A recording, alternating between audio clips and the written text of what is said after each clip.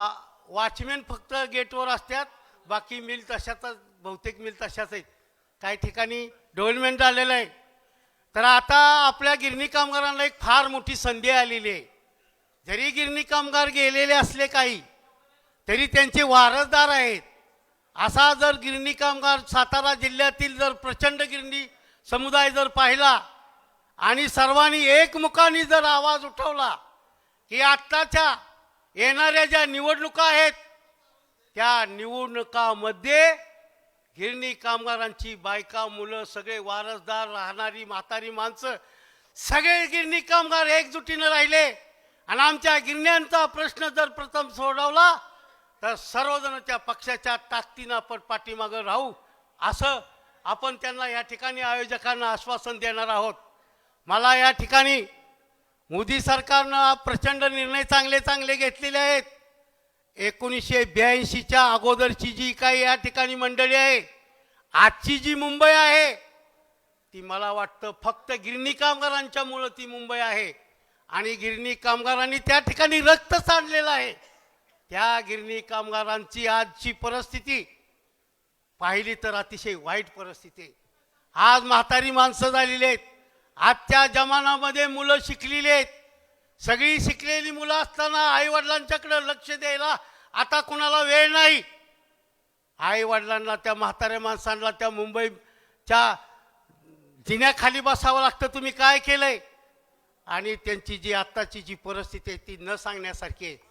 म्हणून मला वाटतं मी संयोजकांना या ठिकाणी सूचना देणार आहे की गिरणी कामगारांना, मला तर वाटतं इंडिया युनायटेड मिल 1, 2, 3 एक तर दिलीच ती शिवाजी पार्कची आंबेडकर मैदाना आपल्या स्मृती हॉलसाठी, आणि दुसऱ्या काळा चौकीला 2, 3 आणि 4, 5 नंबर तिथं राणीच्या बागाच्या शेजारी आहे. त्यातली एक मिल जरी विकली मोदी सरकारनं तरी सगळ्यांना जाग्यावर घरं, जाग्यावर पैसे वाटप. ज्यांना मुंबई शहरात घरं पाहिजेत आणि हा प्रश्न मुंबई शहरात घरं पाहिजेत. आता कुठं लोणावळ्याला बांधतात, कुठं बांधतात असं बऱ्याच ठिकाणी ऐकायला मिळालं. आणि मला एक विनंती करायची आहे की जे वारसदार आहेत त्या वारसदार मुली मुलांनी सुद्धा समजूत घेऊन हा प्रश्न कसा सोडवायचा. घरात भांडण तंटा न करता एखाद्या आपल्या वडिलाची खुली जर मिळणार असेल तर ती खुली सर्वांनी मिळून सगळ्यांनी, नाहीतर मीच बापाला बघत होतो, मी सगळं करत होतो, मला सगळं मिळालं पाहिजे असे वाद त्या ठिकाणी निर्माण. मी स्वतः राष्ट्रीय मिल मजदूर संघाच्या ऑफिसमध्ये गेलो होतो. त्या ठिकाणी माझी काही जुनी ओळखीची माणसं भेटली, 1-2 आहेत. आता मला काही लगेच नाव इथं त्यांचं सांगता येणार नाही, पण मी भेटलो त्यावेळी काही वारसदारांच्या तक्रारी त्या ठिकाणी चालू आहेत. मी वडिलाला बघत होतो, तुम्ही काय केलंय भावानी, बहिणींचे तेच प्रश्न आहेत. पण मला त्या सर्वांना एक विनंती करायची, हे वडिलाचे पैसे मिळाले, तुम्ही सर्वजण ते वाटून घ्या किंवा त्या खोलीचा व्यवस्थितही करा.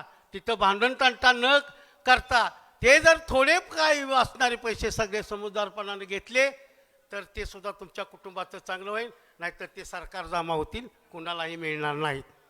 ह्या ठिकाणी सुद्धा मला एक विनंती करायची. आणि आताच्या येणाऱ्या निवडणुकीमध्ये आपली ताकद गिरणी कामगारांनी दाखवायची.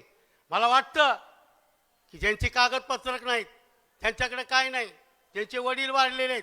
आता पूर्वीचा मिल कामगारांना सगळ्यांना माहिती आहे आपली मुंबईची परिस्थिती. एका खोलीत आपण 20-20, 25-25 जण गावची मंडळी राहायचो. एवढ्या मुंबई शहरामध्ये जागा पडून होत्या तरी एका सुद्धा मुंबई करायला असं वाटलं नाही की बाबा ही वरळीला प्रेमनगरमध्ये हे सगळा डोंगर मोकळा आहे, तिथं आपण एखादी घर घ्यावं, ते 2-3 रुपये भाडं भरायचं आणि त्या खोलीत राहायचं. ही आपली वस्तुस्थिती आहे सगळ्यांची.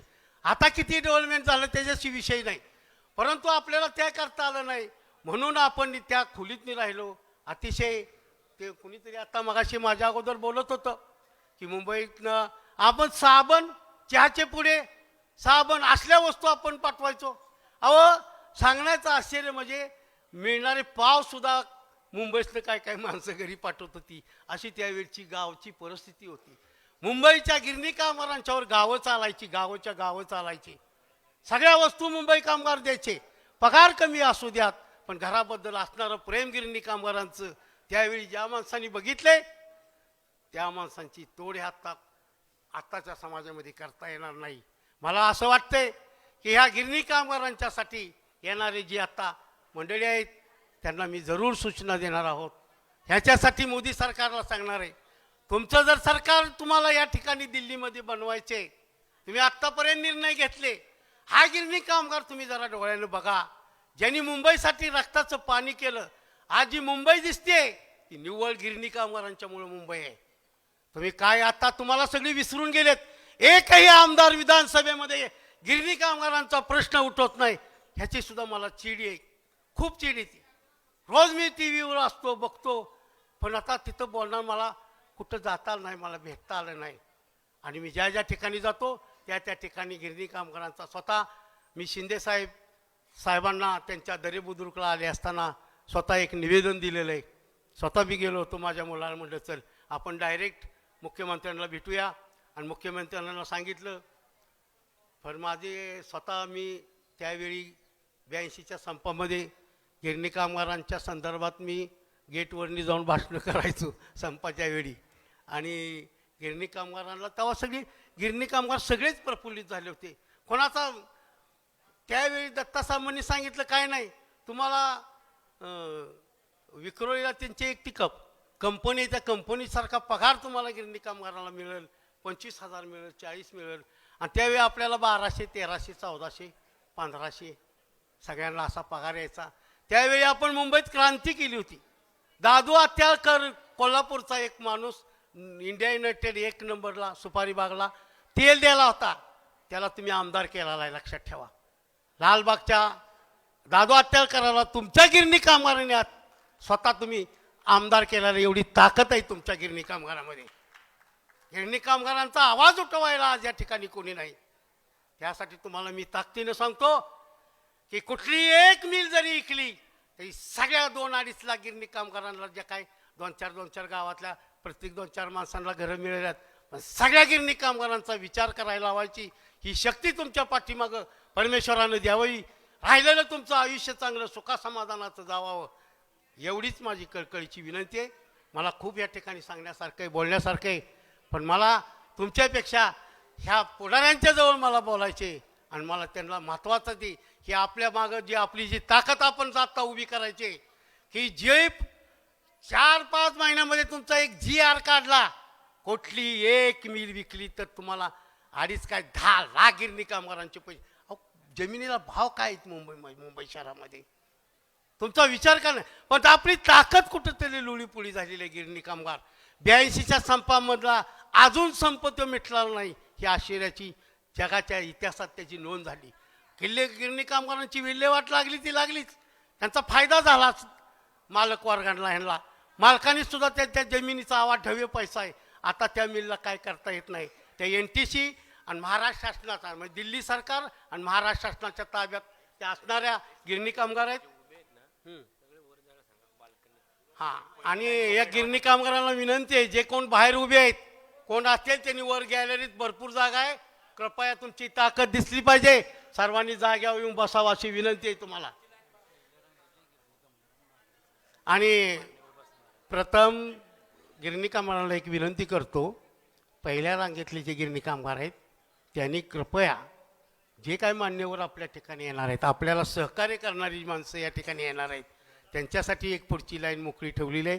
कृपया विनंती आहे, तुम्ही पाठीमागं भरपूर जागा आहे, बसला तर आभार आहोत तुमचे. आपली कामं झाली पाहिजेत, ह्यासाठी या ठिकाणी हा मेळावा आयोजित केला आहे, त्यांचं मी खूप अभिनंदन करतो.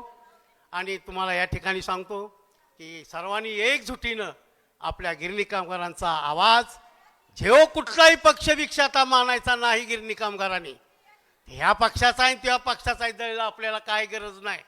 आपल्याला घराचा प्रश्न आपला सोडवणाऱ्या पक्षाच्या पाठीमाग आपण ताकदीनं उभं राहू, एवढंच मी गिरणी कामगारांना सांगतो. आणि तुमचं 100% काम करून घेणार. मी चंद्रकांत पवार क्षेत्र माहुलीचा आहे आणि मी क्षेत्र माहुलीचा असल्यामुळे 100% तुम्हाला सांगतो की या ठिकाणी तुमचं काम झाल्याशिवाय मी स्वस्थ राहणार नाही, ही याची गवाही तुम्हाला देतो. आणि मी तेच नियोजन सांगणार आहे.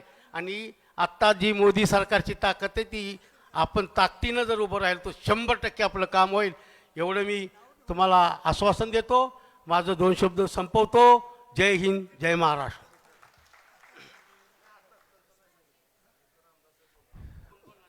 कृपया या मेळाव्यासाठी उपस्थित झालेल्या सर्व गिरणी कामगार वारसदार महिला माता भगिनी आपण अजूनही या सभागृहाच्या आवारामध्ये इकडे तिकडे दिसत आहात.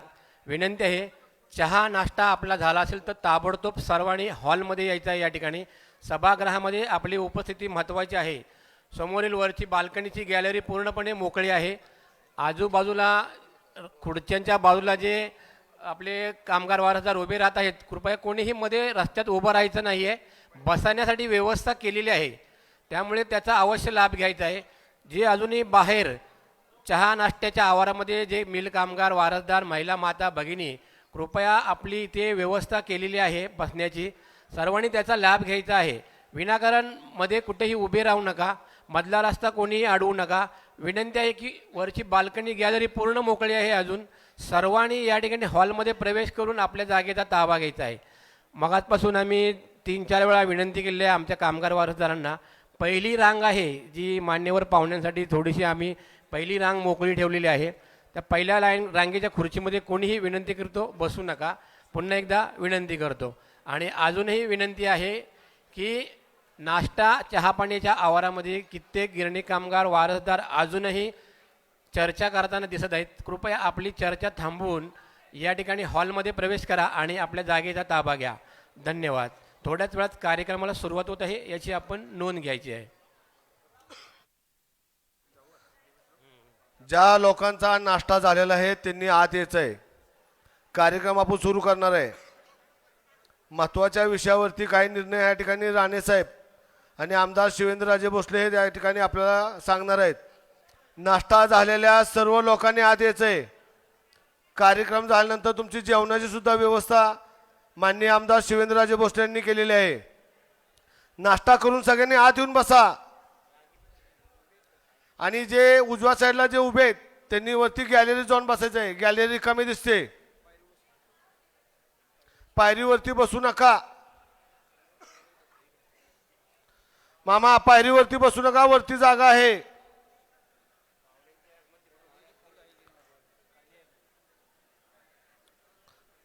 आलेल्या सर्व गिरणी कामगारांचे हार्दिक स्वागत. पायरीवरती कुणी बसू नका, वरती जावा. हॉल पूर्ण वरतून खालून भरला पाहिजे. गिरणी कामगारांची ताकद या ठिकाणी दिसली पाहिजे.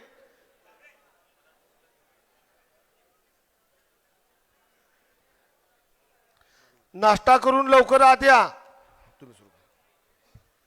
आलेल्या सर्व गिरणी कामगार, त्यांचे उत्तराधिकारी, वारसदार, माझी आपणास सूचना आहे, आपण माझा आवाज बाहेर येत असेल, आपला नाश्ता करून झाला असेल तर आपण आतमध्ये यावं, बसून घ्यावं. खालच्या बाजूला जिथं जागा मिळते तिथं बसावं. ती जागा फुल असेल तर वरती बाल्कनीमध्ये जागा आहे, आपण सर्वांनी बसावं. प्रमुख पाहुण्यांचं आगमन झालेलं आहे. गिरणी कामगारांच्या प्रश्नाला न्याय देणारा आणि मुंबईपासून दिल्लीपर्यंत गिरणी कामगारांच्या न्याय हक्कासाठी लढणारे आदरणीय राणेसाहेब आज या ठिकाणी सातारा जिल्ह्यामध्ये आलेत. आणि खास अभिमान वाटतो, शिवछत्रपतींच्या विचारानं उभा राहिलेला हा महाराष्ट्र सातारा जिल्हा, आणि सातारा जिल्ह्यात स्वराज्याच्या राजधानीमध्ये स्वराज्याच्या शिवछत्रपतींचे वंशज शिवेंद्रसिंहराजे भोसले बाबाराजेंनी गिरणी कामगारांचा प्रश्न हातामध्ये घेतला. आणि खऱ्या अर्थानं एकदा राजांनी विषय हातामध्ये घेतला, त्यामुळे नक्कीच गिरणी कामगारांचा प्रश्न तडीत जाणार आहे, यात तिळ मात्र शंका नाही.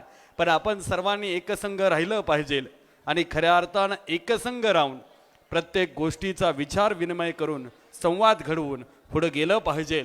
आणि म्हणूनच गिरणी कामगारांच्या प्रश्नाला न्याय मिळावा म्हणून महाराष्ट्राच्या विधिमंडळामध्ये काम करणारे, गिरणी कामगारांच्या प्रश्नाला न्याय देणारे आमदार सन्मान्य राणेसाहेब या ठिकाणी आलेत. आपणा सर्वांना माझी विनंती आहे, आपण सर्वांनी बसावं. या ठिकाणी एक आधार कार्ड मला सापडलंय. धर्मू सोपान चव्हाण बाबांना माझी विनंती आहे, बाबा माझा आवाज आपल्यापर्यंत पोहोचत असेल, आपलं आधार कार्ड या ठिकाणी मला सापडलंय, ते आपण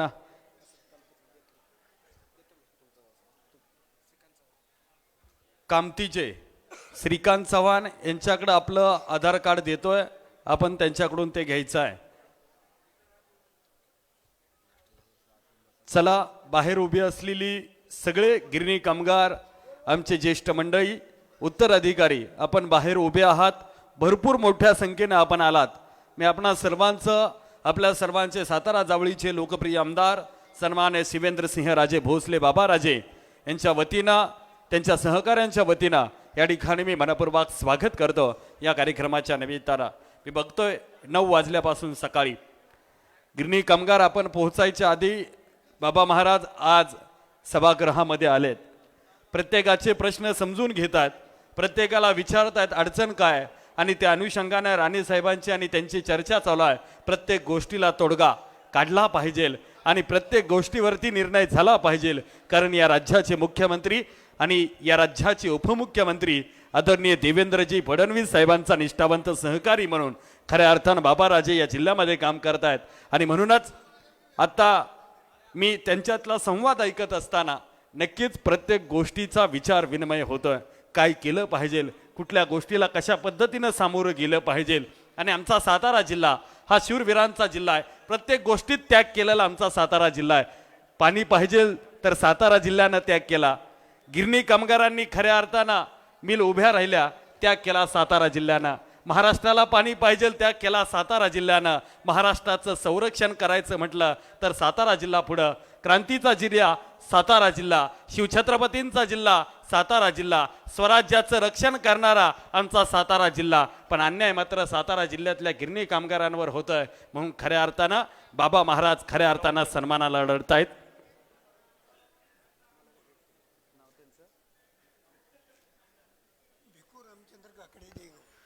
देगावचे सन्मान्य गिरणी कामगार काकडे साहेबांना माझी विनंती आहे, आपण या ठिकाणी 2च मिनिटांमध्ये आपलं मनोगत व्यक्त करावं. एकदा जोरदार टाळी झाली पाहिजे आपल्या गिरणी कामगारांसाठी. प्रत्येक गिरणी कामगार एकसंघ होतोय आणि खऱ्या अर्थानं आपलं मत प्रकट करतोय. आणि खऱ्या अर्थानं असं म्हणतात, उठ तरुणा जागा हो आणि स्वराज्याचा धागा हो. त्या पद्धतीनं गिरणी कामगारांनो आता जागा व्हा आणि बाबा महाराजांच्या साथीनं आपल्या सन्मानाच्या घरासाठी जागे व्हा. हाच आजच्या कार्यक्रमाच्या निमित्तानं सर्वांना सांगतो. काकडे साहेबांना विनंती करतो, आपण आपलं मत व्यक्त करावं. 2च मिनिटं. हॅलो,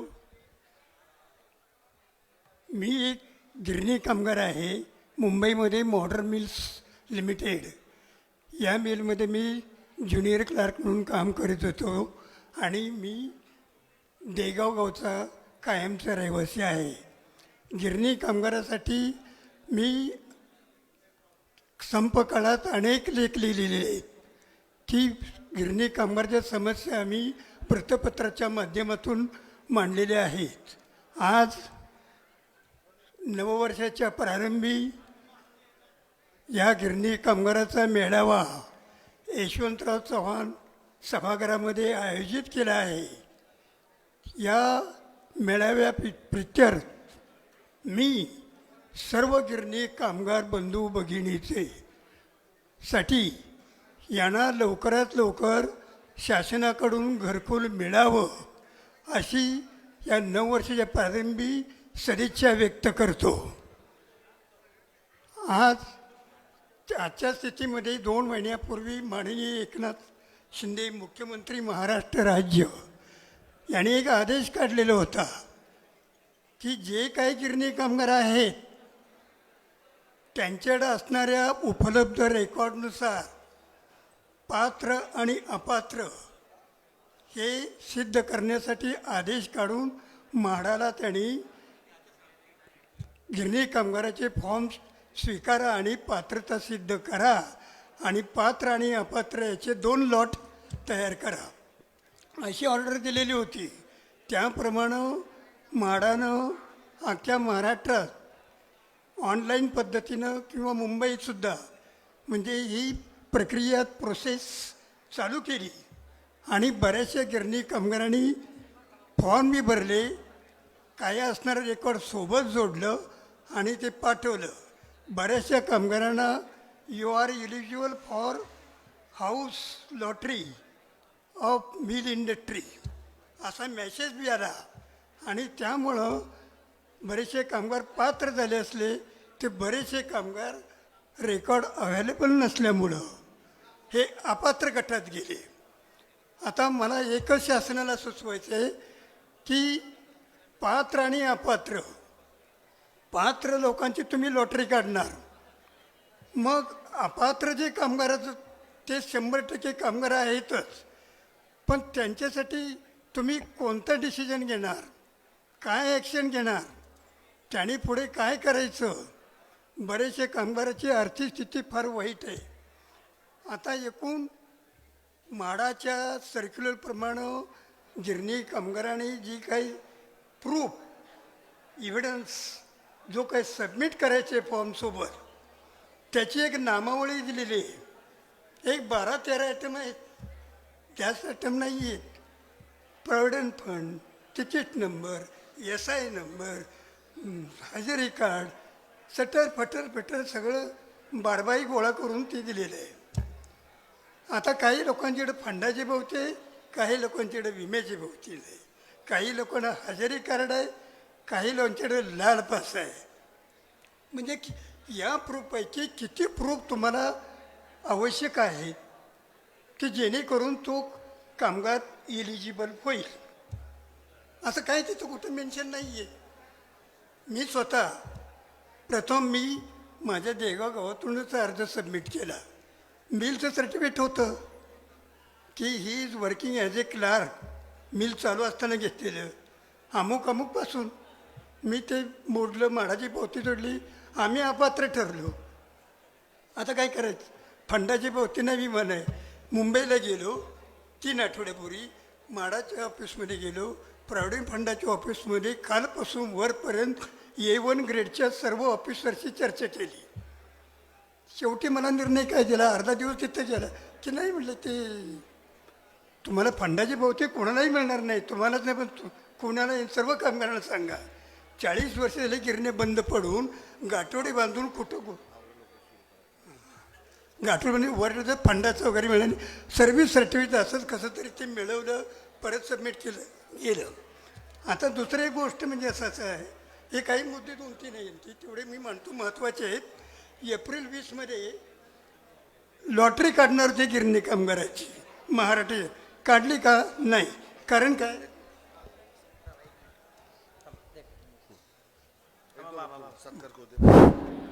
हे पहा, आजच्या आपल्या महामेळाव्याचे अध्यक्ष सन्माननीय सुनीलजी राणे साहेब, गिरणी कामगार सहनियंत्रण समितीचे अध्यक्ष, तसेच आदरणीय राणे साहेबांचं शुभागमन होत आहे.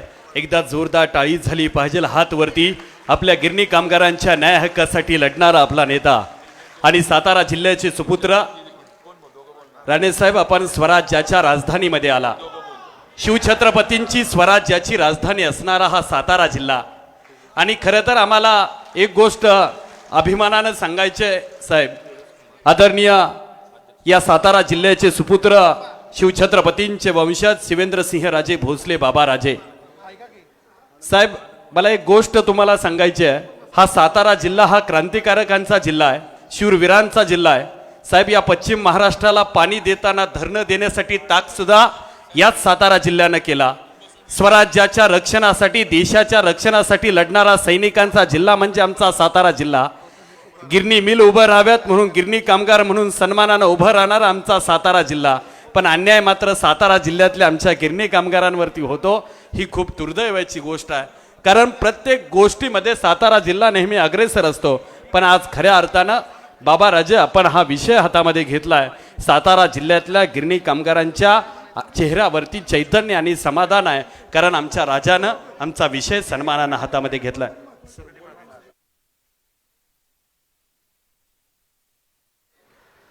आजच्या या कार्यक्रमाच्या निमित्तानं आलेल्या सर्वांना माझी विनंती, आता आपल्याला बसावं लागेल, कारण गिरणी कामगारांच्या न्याय हक्कासाठी एक पाऊल आपल्याला पुढे टाकावं लागेल. सन्मानानं, स्वाभिमानानं आणि आपल्या सर्वांना बसावं लागेल. माडाच्या अधिकारी मंडळींना माझी विनंती, आपण व्यासपीठावरती यावं, बसून घ्यावं. खाली थांबतो, 4-5 मुद्दे महत्त्वाचे तेवढे मी बोलवा.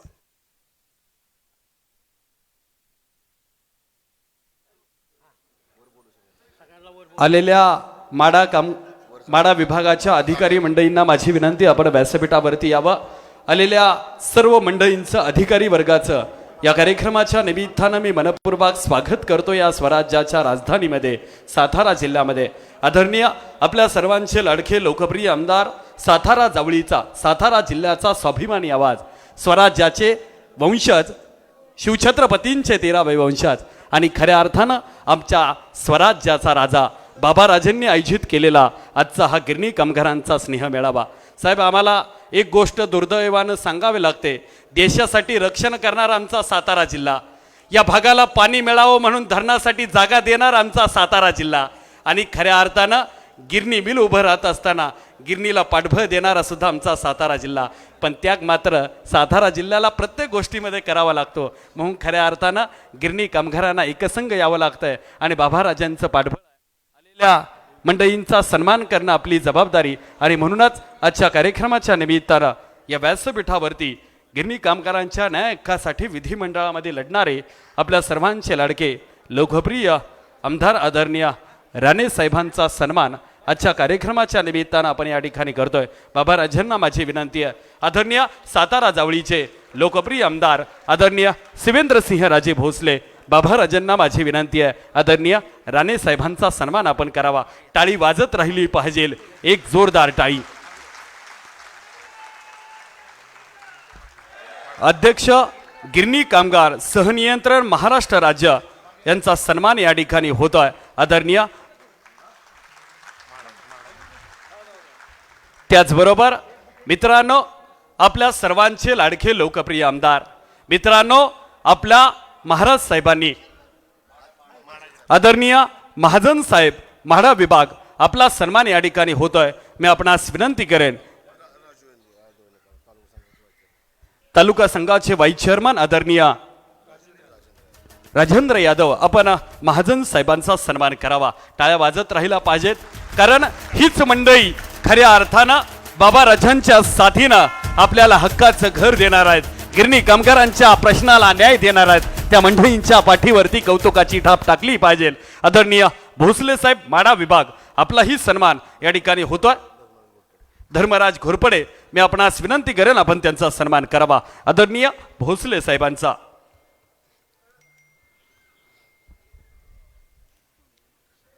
माडा विभागामध्ये काम करणारी ही सगळी अधिकारी मंडळी, खऱ्या अर्थानं त्यांचा सन्मान आपण या ठिकाणी करतोय.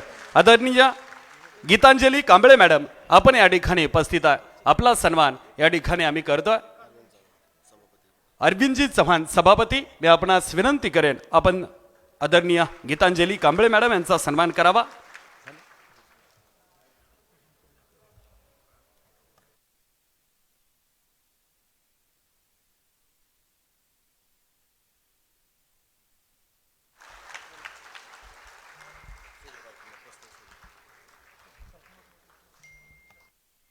धन्यवाद.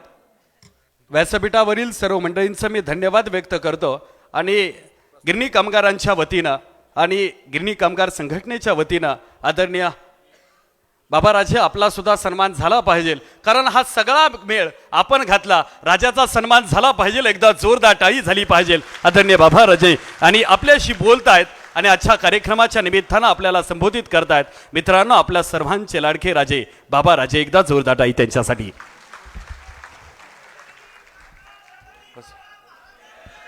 मान्य श्री आमदार सुनीलजी राणे, अध्यक्ष गिरणी कामगार सहनियंत्रण समिती, त्याचबरोबर मान्य महाजन साहेब, मान्य भोसले साहेब, मान्य गीतांजली कांबळे मॅडम आणि सर्व संघटनेचे किंवा गिरणी कामगार उपस्थित असणारे, जिल्ह्यातील सर्व उपस्थित आदरणीय गिरणी कामगार बंधू भगिनी, मी फक्त स्वागताला उभा राहिलो आहे.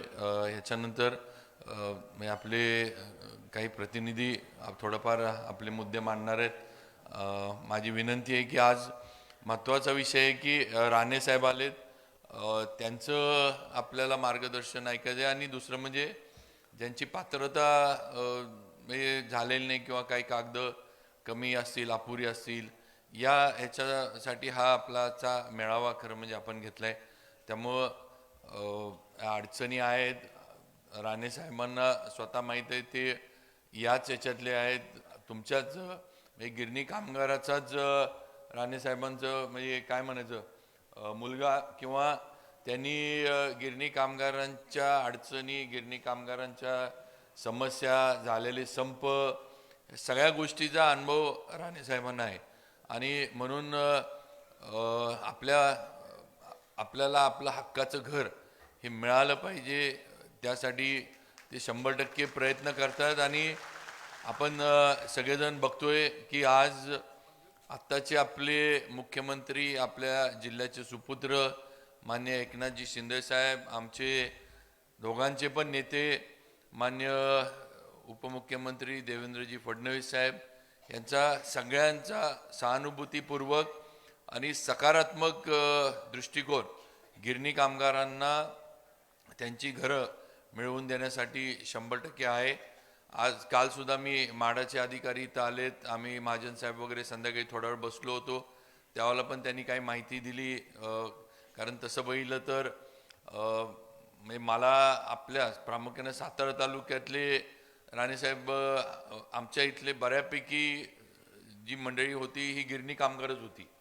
जावळीमध्ये आपण बघितलं तर माथाडी जास्त आपल्याला मिळतील, पाटणमध्ये माथाडी जास्त बघायला मिळतील, पण प्रामुख्याने सातारा तालुका जो होता हा म्हणजे माझं तर म्हणणं 80-90% गिरणी कामगार आमचा खेतवाडी, आपण जे म्हणला डिलाई रोड वगैरे या सगळ्या भागामध्ये आमचाच सातारा तालुक्याचाच गिरणी कामगार होता. संप झाले, मुंबईत काय काय झालं हे आपल्याला सगळ्यांना माहीत आहे.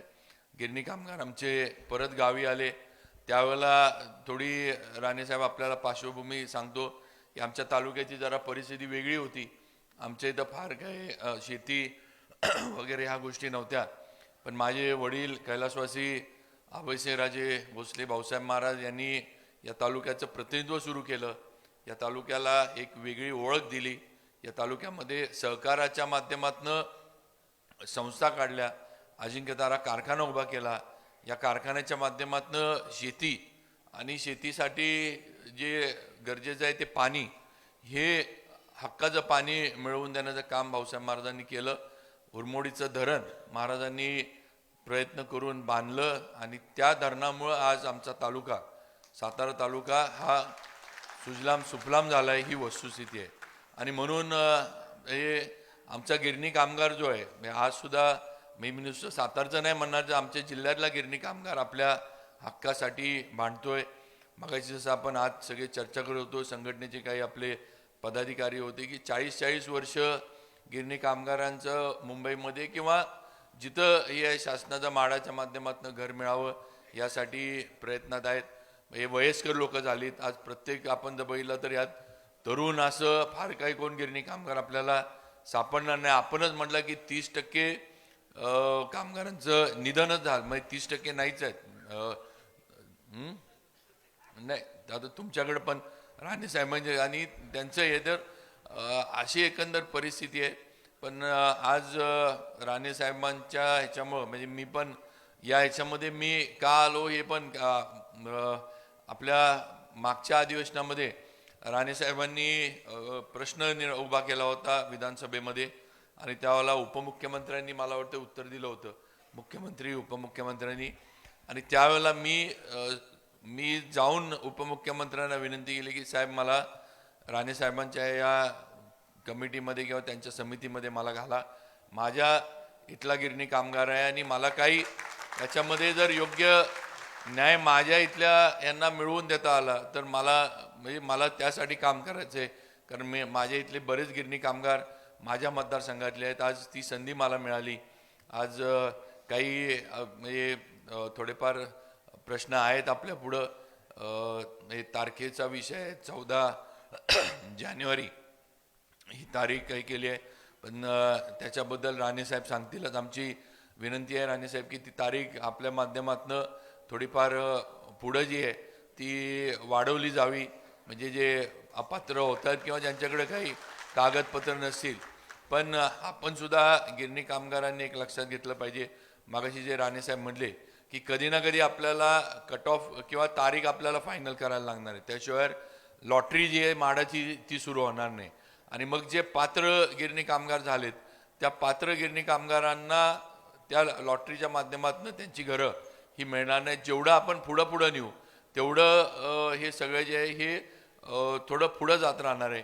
आणि जे काही अपात्र होत आहेत किंवा काही लोकांकडं कागदपत्र नाहीत त्यासाठी पण राणेसाहेब सांगिततील त्याच्यावर पण त्यांनी उपाय काढला आहे की प्रॉव्हिडंट फंडचे जे आपले कमिशनर आहेत त्यांच्याकडनं आपल्याला प्रॉव्हिडंट फंडच्या ह्याच्या माध्यमातून जे काही त्यांचं सर्टिफिकेट आहे ते उपलब्ध करून देण्याचं नियोजन राणेसाहेब थोड्या दिवसामध्ये करतात. त्यासाठी त्यांचे लेबर विभागाचे अधिकारी, प्रॉव्हिडंट फंड विभागाचे, माडाचा एक अधिकारी अशा पद्धतीनं म्हणजे ज्यांच्याकडे काहीच नाही आहे, ज्यांच्याकडे कागदपत्रच नाही आहेत, तर अशा पद्धतीनं एक मार्ग त्यांनी त्या बाबतीत काढलाय. दुसरी मागाशी चर्चा करताना आपल्याला पण सगळ्यांना माझी विनंती आहे की मुंबईमध्येच आपल्याला सगळ्यांना घरं मिळाली पाहिजेत किंवा मुंबईमध्ये आज शासन देतंय हे सगळं बरोबर आहे माडाचं. पण जर आपल्याला पुणा किंवा सातारा किंवा आपल्या या पश्चिम महाराष्ट्रामध्ये सुद्धा म्हणजे पुण्यासारख्या शहरामध्ये राणेसाहेब म्हणले की तिकडं मुख्यमंत्र्यांकडे त्यांचा प्रयत्न चाललाय की पुण्याच्या इथं जरी आम्हाला घरं मिळाली, मुंबईमध्ये 300-350 स्क्वेअर फुटाची देतात, त्या बदल्यामध्ये पुण्यामध्ये थोडं मोठं घर आम्हाला दिलं तरी आम्हाला ज्यांना पाहिजे त्यांना पण ते म्हणले आपण तिथं हे करू शकू. म्हणजे प्रयत्न हाच चाललाय की मुंबई आणि मुंबईमधले जे सगळे आपले म्हणजे काय म्हणायचं सबब जे आहेत तिकडं जमीन मिळवणं, जमीन ताब्यात घेणं ही सगळ्या म्हणजे किती उद्योग करायला लागतात आणि काय करायला लागतं हे आपल्याला सगळ्यांना माहीत आहे. ह्याचा पर्याय म्हणजे आपण सगळे या विभागातले आज पुण्याला बऱ्यापैकी आपली मुलं शिकायला पुण्याला आहेत, नोकरीला पुण्याला आहेत. तसं बघितलं तर मुंबईमध्ये फार मुंबईचं जे काही महागाई किंवा मुंबईचं जे काही सगळी तिथली एकंदरी आहे ही आपल्याला काही कोणाला परवडणारी नाही ही वस्तुस्थिती आहे. त्यामुळं राणे साहेबांना मी ती पण विनंती करतो की पुण्याच्या परिसरामध्ये जरी आम्हाला म्हणजे ज्यांना पुण्याला हे पाहिजे त्यांना तिकडं जर माडाच्या माध्यमातून घरं आपल्या माध्यमातून मिळवून दिली, नवी मुंबई आहे, वाशी आहे, अशा अनेक पर्याय आपण दिले किंवा जिकडं आपल्याला घरं मोठ्या प्रमाणावर उपलब्ध होऊ शकतील. नवीन आपला जो एअरपोर्ट सुरू आहे त्या ठिकाणी सुद्धा काही ना काही घरांची उपलब्धता होऊ शकेल असं सुद्धा राणेसाहेबांनी सांगितलं. त्यामुळं जिकडं हे होईल ते आपण हे करावं. आम्ही आज राणेसाहेब सगळ्यांनी मिळून ही सुरुवात केली आहे. आपण ज्या सूचना केल्या आहेत की आज जरी हा मेळावा होत असला तरी आपण एक ठिकाणी म्हणजे सगळ्यांना मुंबईला जाण्यापेक्षा इथूनच ऑनलाईन पद्धतीनं आपण एक ऑफिस म्हणा किंवा कुठंतरी आपण एक जागा आम्ही आपल्याला हे करू किंवा तिथं येऊन आपले जे काही असेल ते ऑनलाईन तिथनंच भरून आपण हे करा. कारण माडाचे महाजन साहेबांचं म्हणणं आहे की ऑफलाईन कागदपत्र किंवा ऑफलाईन अर्ज भरण्यापेक्षा ऑनलाईन तुम्ही भरलं तर ते जास्त सोपं पडतं किंवा जास्त ते उपयुक्त आहे असं त्यांचं म्हणणं आहे. त्यामुळे आम्ही इथं सुद्धा राणेसाहेब आपण जशी सूचना केली तसं इथं एक ऑफिस, एक माणूस, कम्प्युटर वगैरे जे काय लागतंय या सगळ्या प्रक्रिया करण्यासाठी आम्ही 100% गिरणी कामगारांना उपलब्ध करून देऊ. त्यांनी तिथं येऊन इथूनच जे काय असेल ते आपले ॲप्लिकेशन, जे काय कागदपत्र, एलिजिबिलिटी असेल किंवा अपात्र झालो असेल तर क्लॅरिफिकेशन किंवा कागदपत्र मागतात हे जे आहे ते इथूनच आपण करावं अशी सोय आम्ही साताऱ्यामध्ये नक्की करून देऊ. लवकरच राणेसाहेबांच्या बरोबर मी, आपले आबिटकर कोल्हापूरचे आमदार आम्ही मुख्यमंत्र्यांना भेटणार आहे. काही इतर पण विषय आहेत त्या बाबतीत आम्ही त्यांच्याबरोबर भेटून नक्कीच मुख्यमंत्र्यांना पण आणि फडणवीस साहेबांना पण आम्ही विनंती करू की म्हणजे आपल्या बाबतीमध्ये अजून सकारात्मक निर्णय व्हावा. काही अटी शिथिल करता आल्या शासनाच्या माध्यमातून तर ते सुद्धा बघू. आणि कुठेतरी मागाशी मी म्हटलं की एक कुठंतरी कट ऑफ डेट जी आहे ती सगळ्यांच्या माध्यमातून आपण लावली पाहिजे म्हणजे प्रक्रिया सुरू होईल. आज तारीख पुढं जर आपण नेत गेलो तर लॉटरीची प्रक्रिया होणार नाही आणि कुणालाच म्हणजे आज 40 वर्ष आपण जे आपण सांगतो की 40 वर्ष आपण प्रयत्न करतोय, घरं अजून मिळू शकलेली नाहीत, पण कुठंतरी ह्याची सुरुवात होईल. आणि राणेसाहेबांना माझी विनंती की याच्यानंतर जर कुणी अपात्र राहिली किंवा कुणाचे अर्ज असले तर त्या बाबतीमध्ये राणेसाहेबांनी मुख्यमंत्री वगैरे शासनाची, म्हणजे मुख्यमंत्री वगैरे असं नाही, पण शासनाचे करून नंतर जे कोणी राहतील, समजा कोण राहिलेच किंवा ह्याच्यातनं आता वारसांचा विषय एक मागाशी चर्चा झाला, किंवा वारसांचं जे आहे ते काही ठिकाणी अजून हे झालेलं नाही आहे, त्यांना म्हणजे अर्जच त्यांना त्यावेळेला मिळाला नव्हता, किंवा अशा ज्या गोष्टी आहेत ह्या नंतरच्या ह्याच्यामध्ये शासनाकडं आपण त्याचा पाठपुरावा करू, त्यासाठी जे काही आपल्याला त्यांच्यापर्यंत जायला लागेल ते आपण करू. अशा पद्धतीनं राणेसाहेब आपल्या माध्यमातून पुढचंही व्हावं अशी मी आपल्याला विनंती करतो. आणि गिरणी कामगारांनी पण या गोष्टीला सहमती द्यावी ही माझी आपल्या सर्वांना विनंती आहे. आमचा सगळ्यांचा प्रामाणिक प्रयत्न आहे की तुम्हाला कुठंही कुठलीही फसवेगिरी, कुठलीही जे काही एजंट लोक जे काही चुकीच्या गोष्टी पण काही होतात ह्या कुठंही न होता तुम्हाला तुमचं हक्काचं घर हे लवकरात लवकर मिळालं पाहिजे, हा आमचा सगळ्यांचा प्रामाणिक प्रयत्न आहे. मी, राणेसाहेब आणि आपले आबिटकर साहेब, आमचा हाच प्रयत्न आहे की तुम्हाला हक्काचं तुमचं मिळालं पाहिजे. कुठेही तुमची आता परवाच मला यांनी सांगितलं की डबेवाडीला काही अशी लोक आली आणि त्यांनी सांगितलं की एवढे एवढे पैसे द्या, आम्ही तुम्हाला पात्र करून देतो. तर या असल्या फसवी पैसे विषय राणेसाहेबांनी पण आता सांगितलं की पैसे जिथं मागितले जातात तिथं खोटं काम चालू आहे म्हणून. म्हणजे त्यांच्या अशा लोकांच्या नादाला किंवा अशा चुकीच्याला आपण पण कोणी बळी पडू नका ही माझी आपल्याला विनंती आहे. आणि असं जर आपल्याला कुठं काही जाणवलं की असं जर कोण काही मिळावा किंवा कोण काय आपल्याला बोलवत आहे तर आमच्याशी संपर्क साधा. आम्ही प्रशासकीय यंत्रणा तिथं पाठवून किंवा हे खरंच आहे का, म्हणजे ही खरी लोक आहेत का ही पैसे गोळा करायला इथं तुमच्यापर्यंत आलेले आहेत, म्हणजे तुमच्या अडचणीचा फायदा घ्यायला आलेले आहेत का, ह्याची शहानिशा आम्ही करून देऊ तुम्हाला. म्हणजे कुठं चुकीच्या मार्गानं तुमचा कष्टाचा पैसा जो आहे हा जाणार नाही आणि चुकीच्या लोकांकडं तुमचं घर जाणार नाही, हे आपण सगळ्यांनी लक्षात ठेवावं. मी जास्त वेळ घेत नाही कारण पुढचं आपल्याला म्हणजे बाहेर ऑनलाईन बाकीच्या प्रक्रिया तुमच्या ज्या काही राहिल्यात त्या तुम्हाला करायच्यात. मी राणेसाहेबांचं साताऱ्यामध्ये परत एकदा स्वागत करतो. म्हाडाचे महाजन साहेब वगैरे सगळे आले त्यांचं स्वागत करतो आणि माझे 2 शब्द थांबवतो. याच्यानंतर आपले संघटनेचे 2 जणच बोलणार आहेत, पण त्यांना पण माझी विनंती आहे की थोडक्यात आपले जे काही प्रश्न किंवा जे आपल्या अडचणी आहेत त्या इथं मांडाव्यात, म्हणजे राणेसाहेबांना पुढचंही करता येईल. आणि महत्त्वाचं म्हणजे आपली बाकीची जी प्रक्रिया आहे ती आपल्याला पुढं सुरू करता येईल. नुसतंच भाषण आणि नुसतंच ह्याच्यावरनं काय होणार नाही. जी आपल्याला प्रक्रिया करायची ती प्रक्रिया पण पात्रतेची जे काय ऑनलाईन अजून कोणाचे फॉर्म भरायचे आहेत काय असेल ती आपल्याला सगळी सुरू करता येईल एवढी माझी विनंती आहे. परत एकदा सर्व माझ्या सातारा जिल्ह्यातील गिरणी कामगारांचं, सगळ्या माझ्या इथं असणाऱ्या माता भगिनींचं मनापासून मी स्वागत करतो. आमच्याकडनं जेवढं शक्य आहे ते आम्ही केलं आहे. आता ह्याच्यामध्ये अगदीच काय सगळे नसेल, पण राणेसाहेब जेवढं सगळ्या आमच्या यांचं म्हणजे नाश्ता जेवण वगैरे म्हणजे लांबनं आली, अशी काही सगळी साताऱ्यातच आलेली नाहीत. कोण कोरेगावहून आलं आहे, कोण वाईहून आलं आहे, महाबळेश्वर, सांगली असेल, पाटण असेल, अशी लांबनं सगळीजण लोक आलीत आणि सगळ्यांच्या नक्कीच अपेक्षा आपल्याकडनं आहेत. आपण या ह्याच्यातनं म्हणजे आपण गिरणी कामगारांना 100% न्याय मिळवून द्याल याची आम्हाला सगळ्यांना खात्री आहे. आणि आपल्याबरोबर तुमच्या वाटचालीमध्ये, तुमच्या लढ्यामध्ये मी पण आमदार म्हणून तुमच्याबरोबर आहे राणेसाहेब, एवढं लक्षात ठेवा. त्यामुळे तुम्ही जिथं गिरणी कामगारांच्या प्रश्नासाठी जिथं तुम्ही बोलवाल तुमच्याबरोबर उभा राहायला 100% या सर्वांचा प्रतिनिधी म्हणून मी आपल्याबरोबर असेन एवढा आपल्याला शब्द देतो आणि माझ्या गिरणी कामगारांना पण शब्द देतो आणि थांबतो. जय हिंद, जय महाराष्ट्र. धन्यवाद बाबा. आपण विस्तृत असं मनोगत आणि मान्यवर मंडळींचं स्वागत आणि प्रास्ताविक केलं. एकदा जोरदार टाळी झाली पाहिजे आपल्या बाबा राजांसाठी. आणि गिरणी कामगारांच्या चेहऱ्यावरती बाबा आता समाधान आहे, कारण राजांनी आणि राणेसाहेब आपण हा विषय हातामध्ये घेतला आहे आणि तो विषय नक्कीच तडीत जाणार आहे. यानंतर मी विनंती करतो अध्यक्ष आदरणीय तेजजी कुंभार, मी आपणास विनंती करतो आजच्या या गिरणी कामगारांच्या न्याय हक्कासाठी आपण 2च मिनिटामध्ये आपलं मनोगत व्यक्त करावं. तेजस कुंभार अध्यक्ष. खरं तर आज या ठिकाणी गिरणी कामगारांचा आपण मेळावा लावला. त्याचं कारण हेच आहे की पात्रता निश्चितीमध्ये अनेक गिरणी कामगाराला खूप अडचणी येत होत्या गिरणी कामगारांच्या वारसांना तितक्याच अडचणी येत होत्या.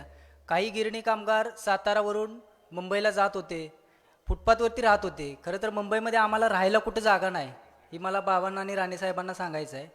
तिथं फुटपाथवरती राहून गिरणी कामगार बरेच आपले तिकडे फॉर्म वगैरे भरत होते.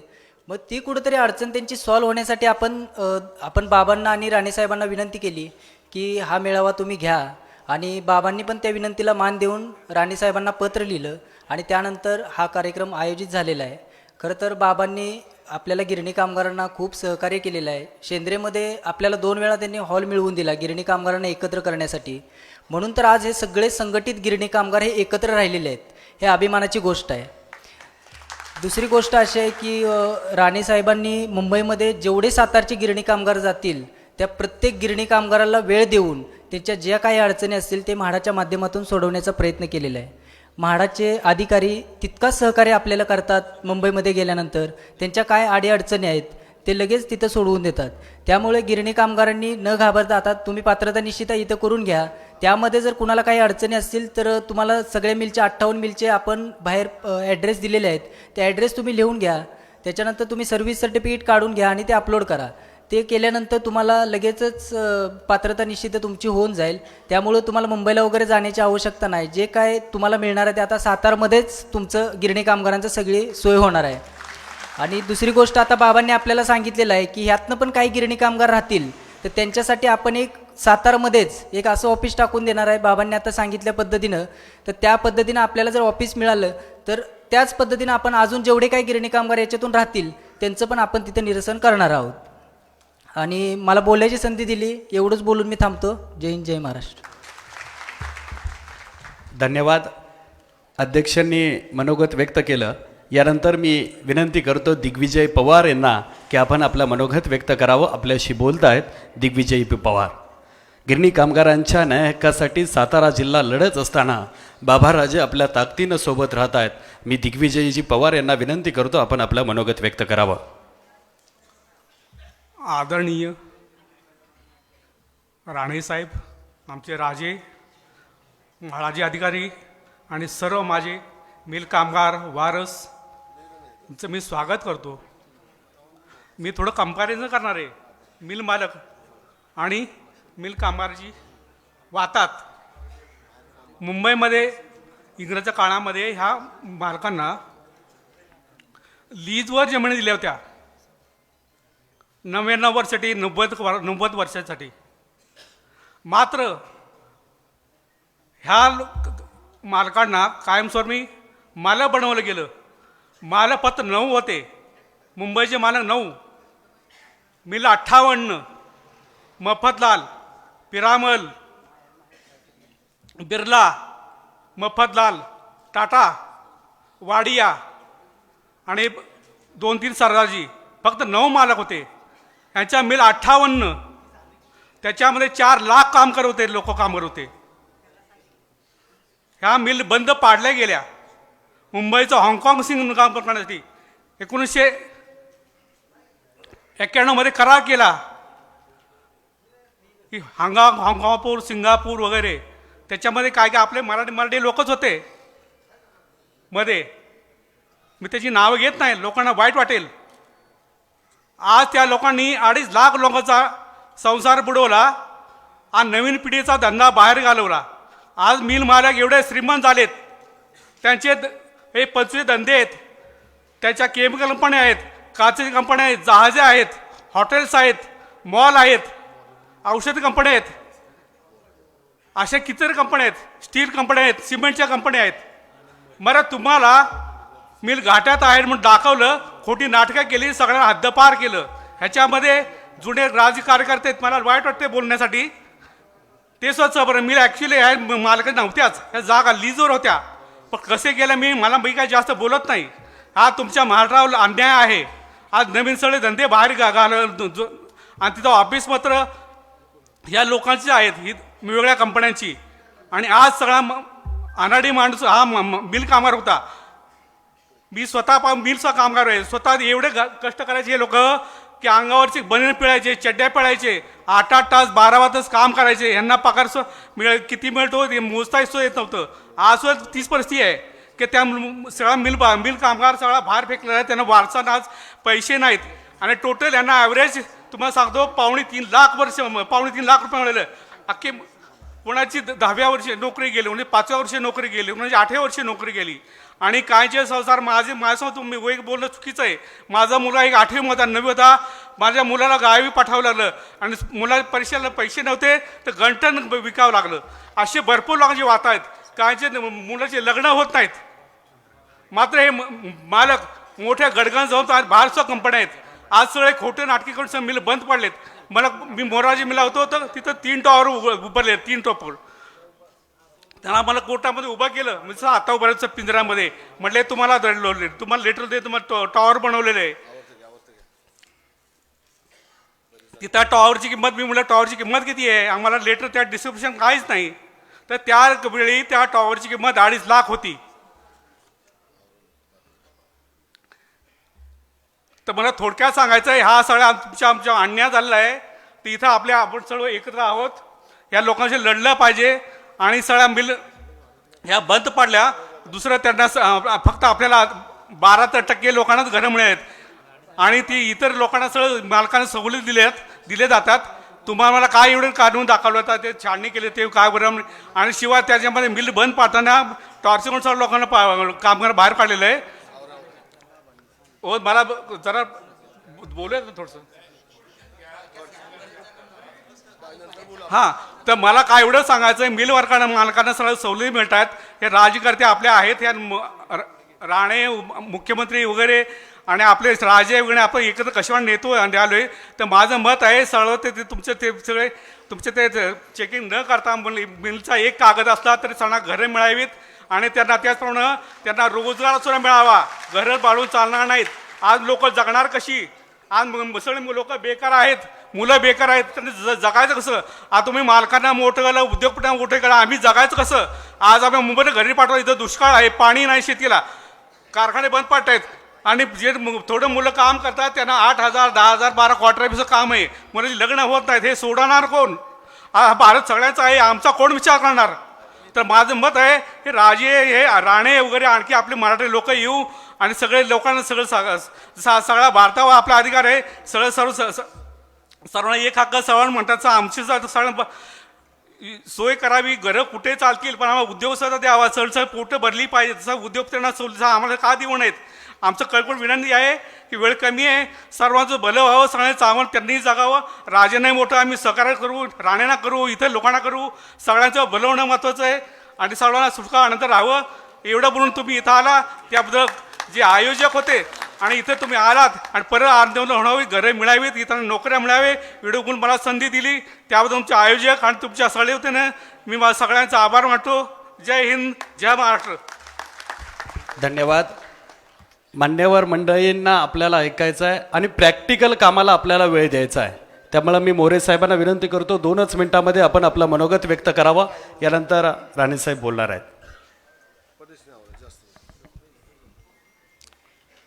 हिंदुस्थानाचे आराध्य दैवत छत्रपती शिवाजी महाराजांना मानाचा मुजरा,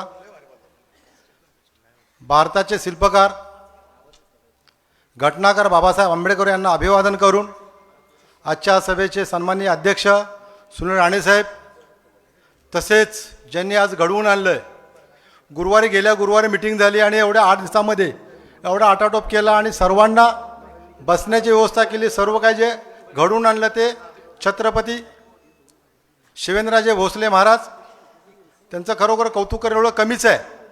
त्यांनी कमी वेळात एवढं घडवून आणलं.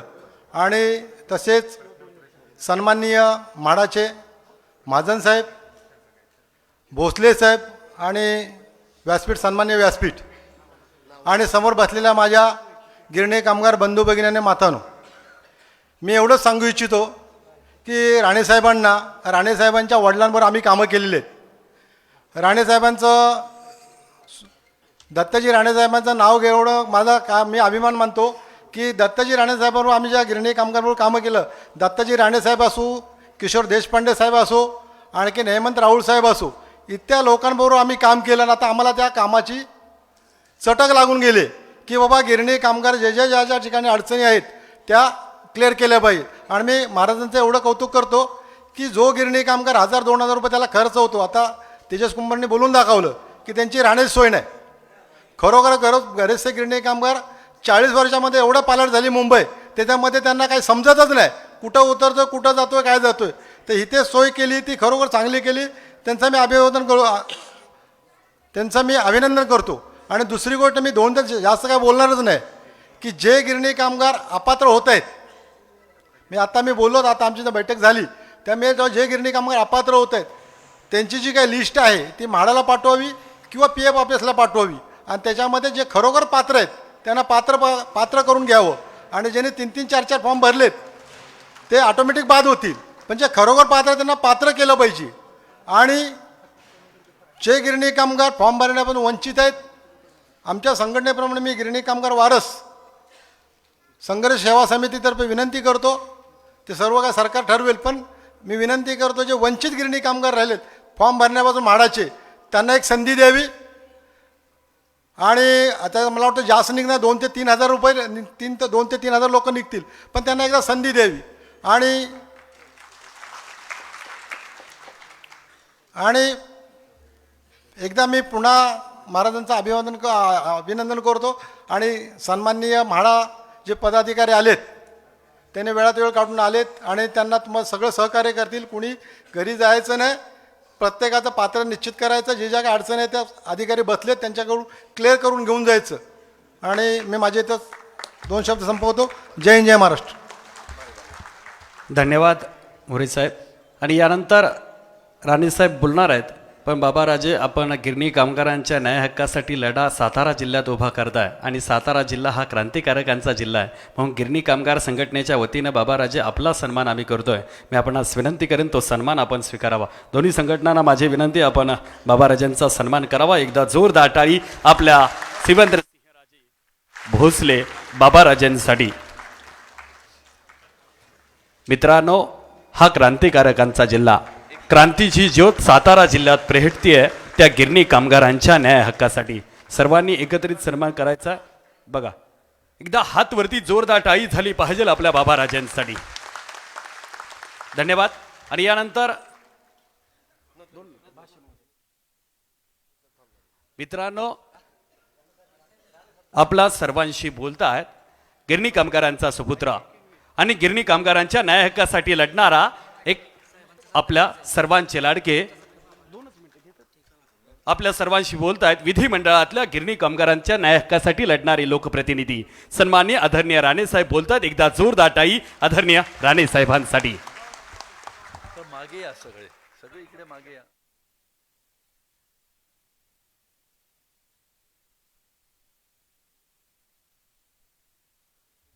हिंदुस्थानचे आराध्य दैवत छत्रपती शिवाजी महाराज यांच्या पवित्र स्मृतीस अभिवादन करून आजच्या या गिरणी कामगारांच्या मेळाव्यासाठी ज्यांनी आवर्जून सतत प्रयत्नपूर्वक मेहनत करून हा गिरणी कामगारांचा मेळावा साताऱ्यामध्ये व्हावा म्हणून प्रयत्न करणारे माझे विधिमंडळातील सहकारी सन्माननीय आमदार श्री शिवेंद्रराजे भोसले साहेब, म्हाडाचे अधिकारी योगेश महाजन, श्री भोसले, आमच्या IT टीमचे प्रमुख श्री सुरेराव, श्रीमती गीतांजली कांबळे, ज्या एका तरुणाने भाषण केलं आणि अनेक मुद्द्यासाठी तो तरुण मुंबईमध्ये येतो, असा आमचा छोटा सहकारी तेजस कुंभार, विठ्ठल चव्हाण, ज्यांनी माझ्या वडिलांसोबत अनेक वर्ष काम केलं, असे आनंद मोरे आणि सन्माननीय या साताऱ्याचे सुपुत्र आणि ज्यांनी खऱ्या अर्थाने महाराष्ट्राला एक वेगवान दिशेने नेण्याचं काम केलं, असे आमचे आदरणीय मुख्यमंत्री श्री एकनाथराव शिंदेसाहेब आणि उपमुख्यमंत्री श्री देवेंद्रजी, या सगळ्यांना सर्वप्रथम नमस्कार करून आजच्या या गिरणी कामगाराला मी वंदन करतो. या गिरणी कामगारांनी खऱ्या अर्थाने आपली मुंबई सजवली आणि मग ही मुंबई त्यावेळची कशी होती, काय होती, आणि या मुंबईमध्ये साधारणपणाने 1960 ते 1982चा तो कालावधी जर आपण लक्षात घेतला मगाशी आपल्या थरथरत्या आवाजामध्ये पवार काका सांगत होते आणि ते सगळं ऐकत असताना माझ्या डोळ्यासमोर त्यावेळची आपली मुंबई, आज या साताऱ्यामध्ये आल्यानंतर धोतर घातलेला, सफेद लेंगा घातलेला, साधं शर्ट घातलेला आणि डोक्यावर आपली हक्काची या गिरणी कामगाराची टोपी घातलेलं हे वैभव दिसणारं हे साताऱ्याचं सभागृह आहे. तुम्ही इकडे राहिलात तर त्यांना दिसेल, काहीच दिसत नाही त्यांना. इकडे राहा, सगळे इकडे राहा ना, फोटो नंतर काढू आपण. काढा, या इकडे या सगळे. फोटोपेक्षा जास्त त्यांना ऐकलं पाहिजे ना. आणि मग या गिरणी कामगाराने काय नाही केलं, मला आठवत आहे त्यावेळेचा तो काळ जेव्हा तुम्ही सगळे इथे बसलेले जे आहेत, एकतर कोण घोडपदेवला राहत असेल, कोण लालबागला राहत असेल, डिलाईल रोड असेल, लोअर परेल असेल, सनमिल गल्ली असेल, आणि मग त्यावेळेला बैठकींच्या गाळ्यामध्ये राहत असलेल्या आपल्या गिरणी कामगाराची संख्या किती होती, तर जवळजवळ 40, 50, 100 लोक आपल्या त्या गिरणी कामगारांच्या गाळ्यामध्ये माधव भुवनला सुद्धा राहत होते. त्या कमला मिलमध्ये येत असताना, श्रीनिवासमध्ये येत असताना, मातुल्यला, एम्पायर डाईंगला, श्रीनिवासला करत करत रघुवंशी पासून सक्सेरिया आणि व्हिक्टोरियापर्यंत अशी लाईन लागायची. मग आता इतक्या वर्षानंतर या गिरणी कामगारांच्या विषयाला हात घालण्यासाठी का करावं लागलं? तुम्हा सगळ्यांना माहिती आहे, तुम्ही साधारणपणाने 82चा संप झाला आणि आपापल्या गावाला निघून आलात. जर मी तुम्हाला विचारलं की 1990च्या निवडणुकांमध्ये किती लोक तिकडे मुंबईत होते, हात वर करा. बघा, 90. राजे लक्षात घ्या विषय, मी आता विषय काय सांगतोय. 1985 सालाला कोण कोण होते? तर घाबरू नका, आता काही तुम्हाला परत परत नाही करणार. हा, 85ला हे आमचे माहिती आहेत, बाबांबरोबर होते, पहिले 3 बसलेत. आता या संपाची सुरुवात जेव्हा 1982ला झाली, 18 जानेवारी 1982चा तो दिवस होता, आपला सगळ्यांना आठवतो. आणि किंबहुना 26 नोव्हेंबर 1981ला पहिला संप झाला. तुम्हाला सगळ्यांना माहिती असेल, त्यावेळेला शिवसेनेने, स्वर्गीय हिंदू हृदय सम्राट शिवसेना प्रमुख बाळासाहेब ठाकरे साहेबांनी त्यावेळेला गिरणी कामगार सेना म्हणून पहिल्यांदा 26 नोव्हेंबर 1981ला संप केला. आठवतं तुम्हाला? यांना माहिती आहे. आणि तो संप आमच्या घरामधून त्याचा कॉल दिला गेला, कारण का आमचे काका त्यावेळेला शिवसेनेचे शाखा प्रमुख होते, यांना माहिती आहे जे होते. आणि मग मातुल्यच्या म्हणजे त्यावेळच्या राजेश मिलच्या नाक्यावर, ज्याला आपण आता मातुल्य मिल म्हणतो, त्या नाक्यावरचा पहिला संप सुरू झाला. आणि मग कालांतराने तो संप मागे घेतला आणि 1982ला दत्ता सामंतांनी तो संप केला. मग आता ह्याला किती वर्ष झाली जर असं आपण पकडलं तर ही 24 वर्ष आणि ती 18 वर्ष, म्हणजे जवळजवळ 42 वर्षाचा इतिहास तुमच्या डोळ्यासमोर आहे, माझ्या डोळ्यासमोर आहे. आणि मग इतक्या वर्षानंतर आता घरं मिळायला सुरुवात झाली.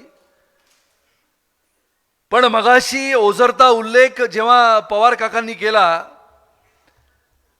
तेव्हा त्यांच्या लक्षात हे आलं नाही की ज्या वेळेला 1991ला ही मान्यता दिली गेली आणि मान्यता दिल्यानंतरच्या कालावधीमध्ये जेव्हा आपलं पहिलं सरकार होतं, 1995 ते 1999च्या 4.5 वर्षामध्ये याचा आराखडा बनवला होता. पण त्याच्या नंतर आलेल्या विलासरावांच्या सरकारने 58A लिहिला. तुम्हा सगळ्यांना कल्पना असेल मुंबईमध्ये घरं का मिळत नाहीत, तर मुंबईमध्ये घरं न मिळण्याचं मोठं कारण आहे, आजच्या मुलामुलींना कदाचित कळेल तर ते 58A नावाचं कलम लिहिलं गेलं. जसं या देशावर 370 नावाचं एक कलम लिहिलं गेलं होतं. परमपूज्य डॉक्टर बाबासाहेब आंबेडकरांना विचारलं गेलं होतं की हे 370चं कलम कोणी लिहिलं? ते लिहिलं होतं गोपाल स्वामी अयंगर नावाच्या माणसाने, ज्याच्यामुळे आपला भारत धोक्यामध्ये राहिला, भारतावर आक्रमण होत राहिलं. ते 370चं कलम 70 वर्षानंतर आदरणीय पंतप्रधान मोदीजींनी बदललं आणि हा देश खऱ्या अर्थाने स्वतंत्र होऊन पुढे चालला. आता हे 58 नावाचं कलम होतं, त्याच्यामध्ये मिलच्या जमिनीवर असलेल्या एकंदर क्षेत्रफळाच्या रिकाम्या राहिलेल्या जागेवरती 1/3 घरं गिरणी कामगाराला द्यायची. आता तुम्हा सगळ्यांना कल्पना आहे की नाही मला माहिती नाही, बरोबर ना. आता कमला मिलमध्ये कोण होते? एखादा तरी असेल ना कमला मिलचा. कमला मिल किती आहे? 1 2 3 4 5 आहे ना. वडील होते. पण वडिलांबरोबर कधी गेला होता का कमला मिलला? हां, वडिलांनी कसा घाम गाळला असेल ना, मला माहिती आहे ते. आणि त्या कमला मिलमध्ये उदाहरण का देतो, त्या कमला मिलच्या जमिनीवर 1 चौरस फूट सुद्धा त्याने आपल्या गिरणी कामगाराला घर दिलं नाही. आणि त्यांनी काय केलं, जॉईंट डेव्हलपमेंट करून ती मिल चालवली असं दाखवलं, पण मिल काही चालली नाही. आणि त्या मिलच्या एकंदर क्षेत्रफळाच्या रिकाम्या असलेल्या जागेच्या 1/3 म्हणजे आपल्याला घरच मिळत नाही.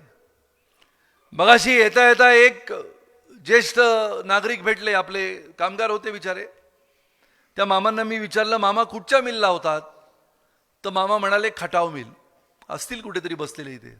हां आहेत बघा तिकडे, तुम्हीच भेटले ना मला खाली. हां, म्हणजे एक लक्षात ठेवा, कितीही गर्दीमध्ये मला एखादा कामगार भेटला तर तो आजन्म माझ्या लक्षात राहतो, कारण का माझे वडील सुद्धा तुमच्यासारखेच मिलचे कामगार होते.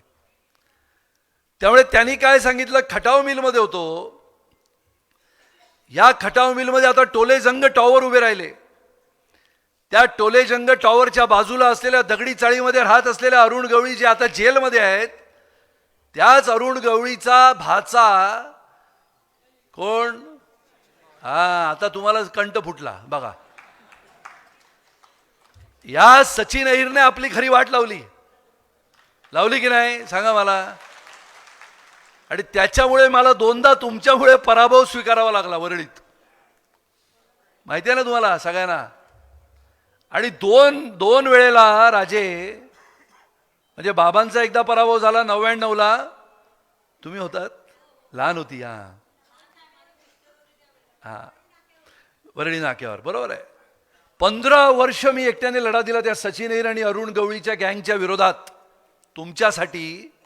पण तुम्हाला त्यावेळेला कल्पनाच नव्हती की देवधर्म कसा असतो. आपण वारकरी म्हणून जातो पंढरपुराला, विठोबा रायाच्या चरणी प्रार्थना करतो.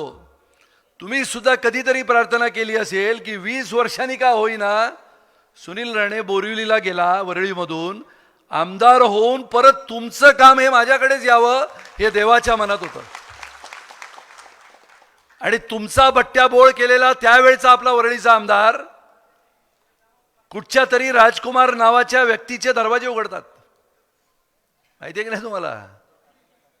आणि परवा विधानसभेमध्ये मी भाषण केलं की ज्याचा उल्लेख झाला, मामा काय या आत या, तर हॉल भरलाय.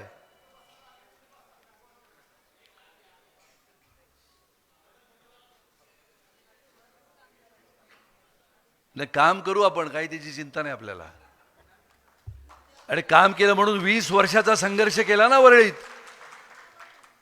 आणि माझ्या एवढा संघर्ष तिकडच्या शिवसेनेने सुद्धा केला नाही. आणि त्यामुळे जाऊ दे, तो आज विषय नाही. जरा शांत झालात तर सांगतो तुम्हाला. आणि मग त्यावेळेला यांचं सरकार आलं 2020 मध्ये. मी तुम्हाला का सांगतोय की घरं आपण घरं तयार केली. 2012ला त्यावेळचे मुख्यमंत्री होते पृथ्वीराज चव्हाण. पहिली लॉटरी झाली. पहिल्या लॉटरीमध्ये जवळजवळ 19 मिलमधल्या 6,925 घरांची लॉटरी झाली. मग त्यामध्ये अपोलो होती, Elphinstone, India United mill number 2, mill number 3, Jupiter, Kohinoor, Mumbai, Dawn, Shriram, Piramal, Simplex, Standard, Swadeshi, Swan, Kurla आणि स्वान शिवडी, बरोबर की नाही. आणि मग असं करत असताना 2014 मध्ये सन्माननीय मुख्यमंत्री म्हणून देवेंद्रजी मुख्यमंत्री झाले. आणि कधी नव्हे ते त्यांच्या प्रयत्नामुळे 2 लॉटऱ्या झाल्या. 2016ला पण झाली, 2016च्या डिसेंबरमध्ये झाली. आणि 2016 मध्ये सेंचुरी, रुबी, वेस्टर्न इंडिया, प्रकाश कॉटन, भारत मिल आणि ज्युबिलीची लॉटरी झाली. आणि त्याच्यानंतर 2016 पुन्हा एकदा 2417 सदनिकांची लॉटरी झाली. ती होती आपली कोन पनवेलची. 2020 मग ही 16च्या लॉटऱ्या झाल्या, त्याची पात्रता निश्चिती झाली. तुम्हा सगळ्यांना कळलं की आपण अडलो कुठे. तर ज्या विषयासाठी आज आपण मेळावा घेतलाय त्या विषयात आपण अडलो पात्रता. मला आठवतंय की ज्या वेळेला आमच्या बाबांकडे तुम्ही सगळे येत असाल तेव्हा ते लोक असे म्हणायचे, काही गिरणी कामगार, की पात्रता पहिली केली पाहिजे आणि मग लॉटरी काढली पाहिजे. आता हे आनंद मोरे वगैरे आता म्हणतायत की लॉटरी काढा, पात्रता करा, तारीख ठरवा. आपण जर तेव्हा पात्रता केली असती पहिली आणि नंतर लॉटरी काढली असती तर अजूनही 5,000 घरं आहेत, तयार आहेत. पण आपण तुम्हाला ती द्यायला उशीर होतोय कारण का पात्रता निश्चित नाही. आणि बॉम्बे डाईंग आणि श्रीनिवासची कथा कशी आहे तर 4,000 घरं तयार होती. 2020 सन्माननीय मुख्यमंत्री म्हणून उद्धव ठाकरेजीने लॉटरी काढली आणि लॉटरी काढल्यानंतरच्या 2020 करोना आला. 20 पूर्ण गेलं, 21 पूर्ण गेलं, 22 अर्ध गेलं. 22च्या जूनमध्ये सरकार बदललं आणि एकनाथराव शिंदेजींच्या नेतृत्वामध्ये सरकार आलं 2.5 वर्षाने. गिरणी कामगारांनो, तुम्हाला आश्चर्य वाटेल, 2.5 वर्षामध्ये बॉम्बे डाईंग आणि श्रीनिवासची लॉटरी होऊन सुद्धा घरं तयार होती. प्रभादेवीला म्हणजे आपल्या लोअर परेलला श्रीनिवासची आणि वडाळ्याला बॉम्बे डाईंगची. 2.5 वर्षामध्ये त्यांच्या घराच्या समोर म्हाडा आहे, 20 फुटावर. रस्ता क्रॉस केला की समोर म्हाडा आहे आणि म्हाडामध्ये हेच अधिकारी बसले होते. पण 2.5 वर्षामध्ये मित्रांनो, तुम्हाला सांगतो मी, एकही घराची चावी तत्कालीन मुख्यमंत्री आणि त्यांचे चिरंजीव जे आपल्या वर्णीमधून निवडून आले, त्यांच्यामुळे आम्हाला बोरिवलीला जावं लागलं, त्यांनी एकही चावी नाही दिली. मला इतकं वाईट वाटलं की जो गिरणी कामगार आयुष्यभर या मुंबईमध्ये श्रमाने, मेहनतीने, घामाने ही मुंबई उभी करत गेला आणि हा गिरणी कामगारामध्ये 1% उत्तर प्रदेशचा असेल, 1%. कोणी यादव असेल, चौबे असेल, बिचारे उत्तर प्रदेशमधून यायचे. 99% हा मराठी माणूस होता आणि या मराठी माणसाच्या नावाने मुंबईमध्ये ओरड केली. पण या मुंबईमध्ये राहत असलेल्या किंबहुना सातारा, सांगली, गडहिंग्लज, कोल्हापूर, कोकण, राजापूर या इथे राहत असलेल्या आपल्या गिरणी कामगाराला 2.5 वर्षामध्ये एकही घर दिलं नाही. आम्ही समिती बनवली, देवेंद्रजींनी घोषणा केली, एकनाथराव शिंदेजींनी मुख्यमंत्री म्हणून त्याला मान्यता दिली. आम्ही जेव्हा फायली उघडल्या तेव्हा लक्षात आलं या 2.5 वर्षामध्ये फक्त 26 कागद, ज्याला आपण म्हणू ना कागदावर ताबा दिला, पण एकाही गिरणी कामगाराला घर दिलं नाही. आणि गेल्या 5 महिन्यामध्ये आपण 1600 गिरणी कामगारांना बॉम्बे डाईंग आणि श्रीनिवासच्या चाव्या हातामध्ये देऊन त्यांना राहायला आपल्या घरामध्ये पाठवलंय. आता विषय आला की पात्रतेचा. तुमच्यापैकी किती जणांनी या हॉलमध्ये बसलेल्या आता ऑनलाईन किंवा ऑफलाईन मध्ये अर्ज केले? हात वर करा. सगळ्यांनी. महिलांनी केले असतील कदाचित, खाली करा. आता माझा प्रश्न शांतपणाने ऐका. दुसरा,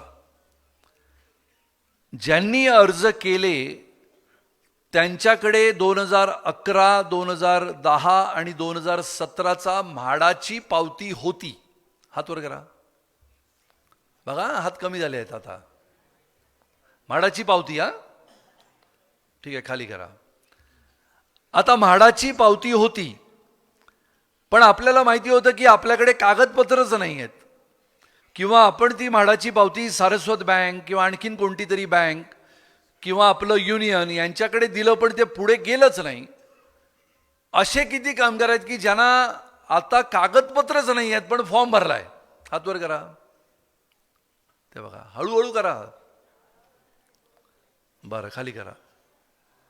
आता ज्यांच्याकडे, म्हणजे हा ऐका प्रश्न हा तुम्ही आता, ज्यांना नक्की माहिती आहे की 1/1/82 नंतर मी कामावर होतो आणि 1/1/82च्या आधी पण मी वर्ष, 2 वर्ष, 4 वर्ष, 10 वर्ष कामावर होतो, पण मला सॅलरी सर्टिफिकेट आणि प्रॉव्हिडंट फंड या दोनापैकी एक काहीच नाही आहे माझ्याकडे, असे किती लोक आहेत? हां, कोण कोण? काय काय येत नाही? काय तुम्ही एक मिनिट. आता ज्यांच्याकडे, लक्षात घ्या पुन्हा एकदा, ज्यांच्याकडे सॅलरी सर्टिफिकेट नाही पण त्याला माहिती आहे की मी काम केलं आहे, मग मोरारजी असो, ब्रॅडबरी असो, हिंदुस्तान असो, इंडिया युनायटेड मिल नंबर 1 असो, 2 असो, 3 असो, ज्याला 100% माहिती आहे की मी काम केलं आहे, 1982च्या नंतर माझे दिवस भरले आहेत, कारण का मी 1982च्या आधी पण होतो आणि सॅलरी सर्टिफिकेट पण नाही आणि प्रॉव्हिडंट फंड पण नाही, अशांनी आपली नावं, तेजस कुंभार कुठे आहेत? हा तेजस कुंभार खाली एक टेबल टाकेल आणि तिथे बसेल, पण त्याच्यात तुम्ही गडबड करू नका, कारण का त्याच्यावर मी लक्ष देणार आहे. तुम्ही मुंबईला पण यायचं नाही, तुमचा नंबर, नाव आणि कंपनी म्हणजे मिल हे त्यांना लिहून द्यायचं. जमेल तुम्हाला? जमेल. तर हे संपल्यानंतर तुम्ही आठवणीने द्यायचं. 1. नंबर 2, ज्याने फॉर्म भरलाय व्यवस्थितपणाने, ज्यांच्याकडे सर्टिफिकेट पण आहे, पण काहीतरी कागदपत्र नवीन मागितले, 240 दिवस मागितलं ना, तर आपण आता काय करणार आहोत की सॅलरी सर्टिफिकेट मिलमधून आणि प्रॉव्हिडंट फंडचा कागद हे जर मिळालं तर 240 दिवसाचा सर्टिफिकेट द्यायची गरज नाही. हे चालेल तुम्हाला?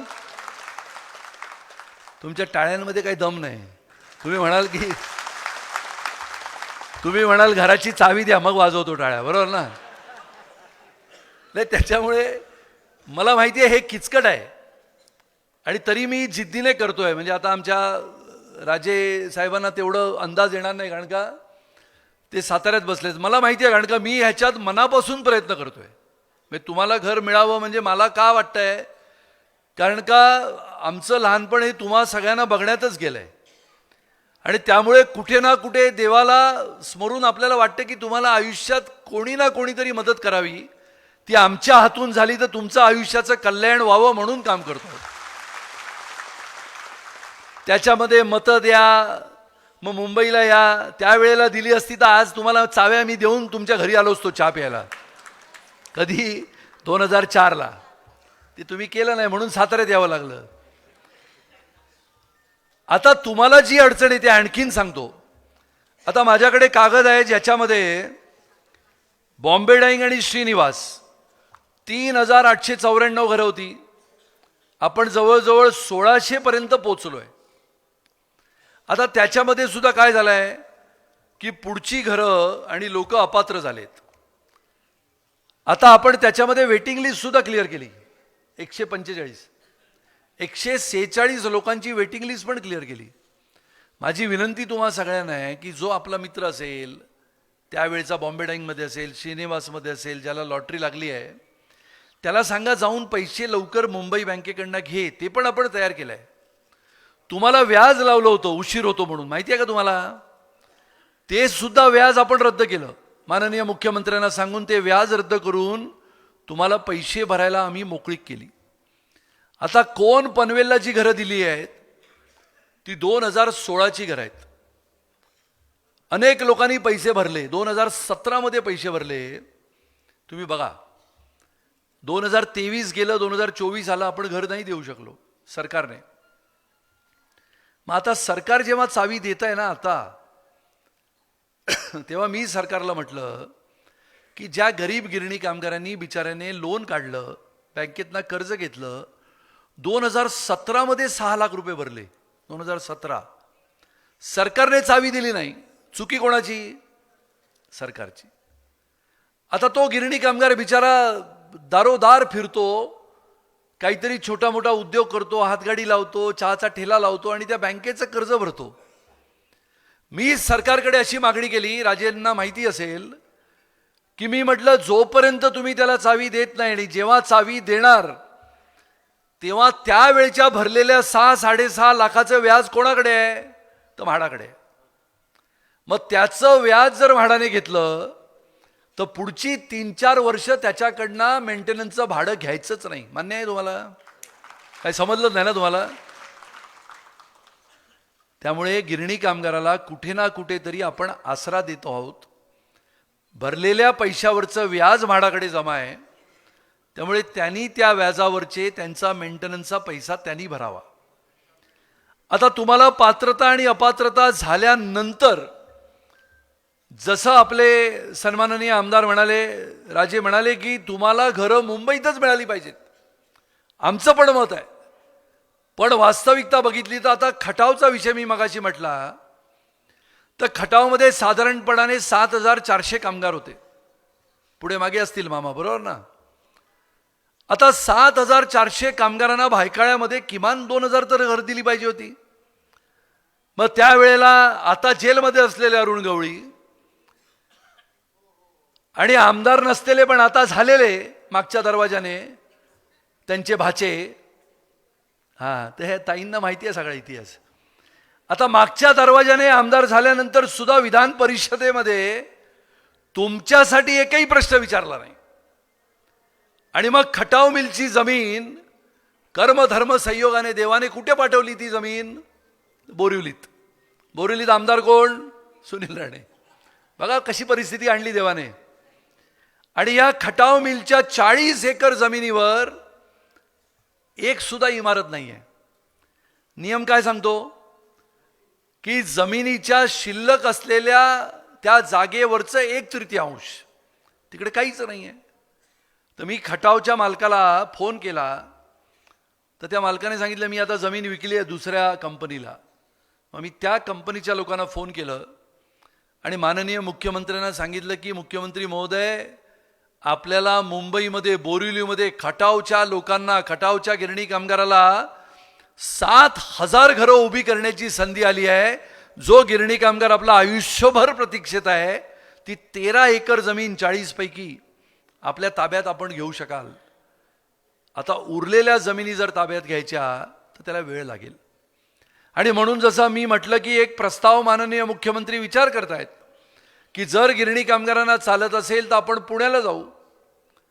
पुणे चालत असेल तर पुण्यामध्ये काही 350च्या ऐवजी 400 फूट, 425 फूट जर माननीय मुख्यमंत्री आणि देवेंद्रजी तयार झाले तर पुणे आपल्याला इथून 1 तासावर आहे. जर तुमची तयारी असेल, ज्याला मुंबईसाठी थांबायचं आहे त्याने मुंबईसाठी थांबू दे, ज्याला पुण्यामध्ये चालत असेल त्याने पुण्यामध्ये घेतलं, कोल्हापूर असेल, सातारा असेल, यामध्ये जर तुम्हाला वाटलं की आपल्याला इथे पण चांगलं मोठं मिळालं तर त्याची जर तयारी करायची असेल तर सन्माननीय